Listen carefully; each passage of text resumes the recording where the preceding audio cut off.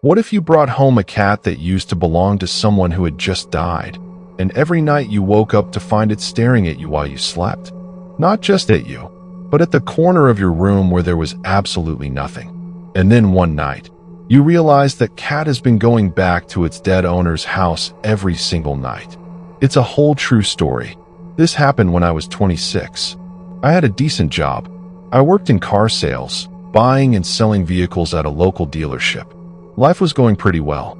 I lived alone, had my routine, and nothing ever really felt out of place. This all was until my neighbor died. He was an old man who lived all by himself in a huge house right next to mine. The strange part was that I had never seen anyone visit him, not even once. Sometimes I would see him drive out alone to get groceries. For a house that big, it always felt strange that he lived there all by himself. One morning, I noticed something unusual outside his house. There were people gathered and an ambulance parked right in front. That's when I found out he had died. I think it was a heart attack.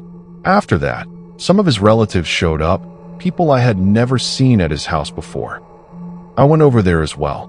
From the outside, the house always looked big and well kept, but the moment I stepped inside, it felt completely different. Everything was in terrible condition.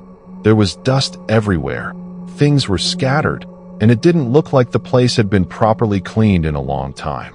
I figured maybe the old man just couldn't manage it anymore on his own. After a while, his relatives finished what they had to do and left. Soon after, I went back to my job, and just like that, the house was totally empty now, completely silent. A few days later, I noticed something strange. There was a black cat sitting on the wall of that old man's house. It wasn't moving at all. It was just sitting there, staring directly at my window. I didn't think much of it at first. I figured it was just some random stray cat, so I ignored it and went back to my game. Hours passed.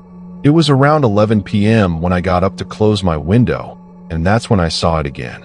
The same cat was still in the exact same spot, without even a slight movement. It was just sitting there and staring. This time, something felt off because no normal cat just sits like that for hours without moving. It felt strange, but I just closed the window and went to have dinner. Later that night, I had to pick up my friend Hobart from the airport. He was a childhood friend of mine, visiting from Canada and staying with me for a few days. By the time we got back home, it was around 4 a.m. As I parked my car near the old man's house and stepped out, I suddenly heard a cat sound coming from underneath it. It was the same black cat, sitting right there and making low, unsettling sounds. It almost felt like it didn't like the fact that my car was parked near that house, like it was angry. It felt weird, but it was just a cat, so I didn't think too much about it. We went inside. That night, we played games together, had snacks, and even grabbed a few beers. At some point, we passed out without realizing it. The next day, we woke up around 2 p.m.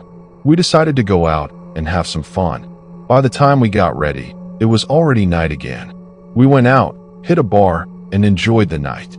By the time we returned, it was around 3 a.m. This time, when I parked the car, the cat wasn't there. We went inside and played chess for a bit. It was around 4 a.m. when I got up to close the window, and that's when I saw it again.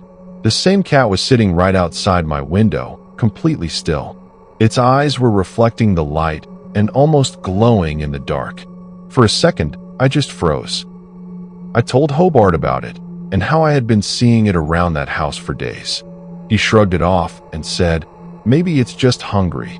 So we decided to let it in. I went to the kitchen and brought some fish. The moment I placed it down, the cat started eating quickly, almost like it hadn't eaten in days.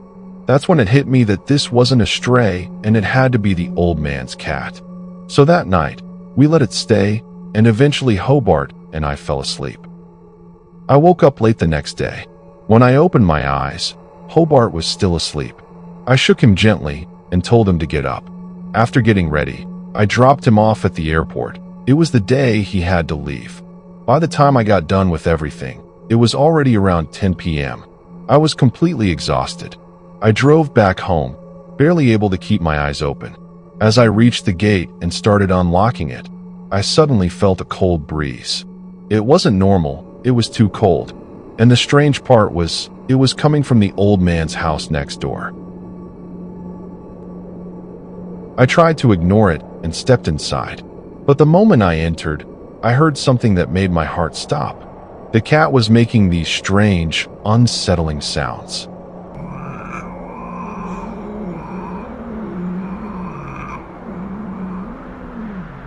I was scared, really scared, but I had to check.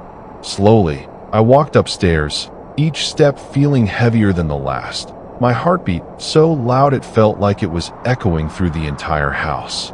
I reached my door and pushed it open, and what I saw froze me completely. The black cat was sitting on a chair, and right in front of it was a shadow.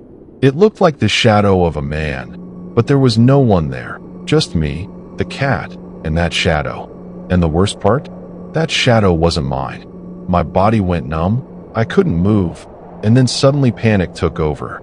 I screamed and turned to run, but as I looked back, the shadow moved. It rushed toward me. I lost control and fell down the stairs in a rush of fear, and everything went black. When I opened my eyes, I was in the hospital. My parents were sitting beside me. I told them everything, every single detail, but they didn't believe me. They said it was probably just my imagination. The next day, I took them to show the old man's cat, but it was gone, completely gone. After that, I never saw it again, but I couldn't stay in that house anymore. The fear was too real. I left that place and moved in with my parents. Even now, I don't know what I saw that night. Maybe it really was just my mind playing tricks on me, but I swear, I saw that shadow. And in my cat's eyes, I saw anger. Maybe it was the old man's spirit, angry that I took his cat. Or maybe the cat itself was never just a cat. Over time, I've tried to forget it all, and slowly, it's fading away. But sometimes, late at night, I still feel like something is watching me.